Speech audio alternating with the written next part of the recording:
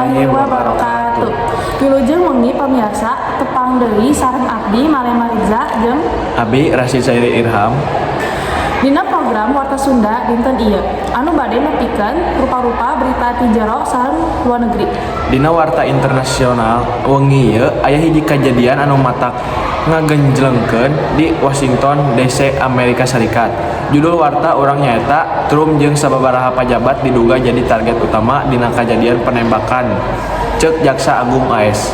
News because we are getting reports that there are suspected gunshots within the building. Let's take you there now live. Presiden Amerika Serikat Donald Trump jeung sababaraha pajabatna diduga jadi target utama seorang lelaki bersenjata anu nyobian nyerang acara jamuan wartawan Gedong Bodas. Numutkeun Jaksa Agung sementara Todd Blanche pelaku anu disebut ku media Amerika salaku Cole Thomas Allen umur 31 tahun geus diamankeun ku polisi sanggeus ngalepaskeun tembakan deket pos keamanan di hiji hotel di Washington DC Sabtu peting. Suspect was named as 31-year-old Cole Thomas Allen from California. The gunman was said to have shot a Secret Service agent. He stormed past one of the metal detectors in the hotel, the floor above the ballroom. Officials said he had a handgun, a shotgun, and multiple knives. The federal agent who was hit was said to be saved by his body armor. Pihak FBI ayeuna keur naluktik kajadian eta ngaliwatan divisi kriminal jeung antiterorisme. Motif pelaku keneh dina panalungtikan, tapi hasil awal nuduhkeun yen sasarana nyaeta Trump jeung sababaraha pajabat pamarentahna. Sanggeus kajadian, Trump langsung dievakuasi ke tempat aman.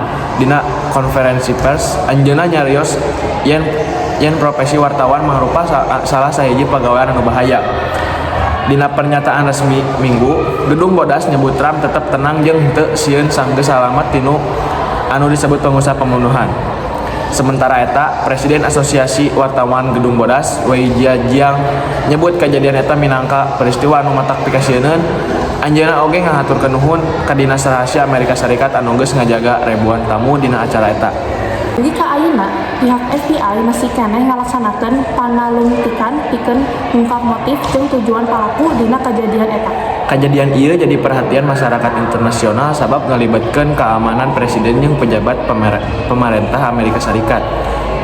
Kitu warta internasional dinten ieu hatur nuhun parantos nyaksikeun tepang deui dina warta Sunda salajengna. Simkuring pamit undur diri, hatur nuhun kana perhatosanana, wilujeng munyi sareng dugi ka tepang deui.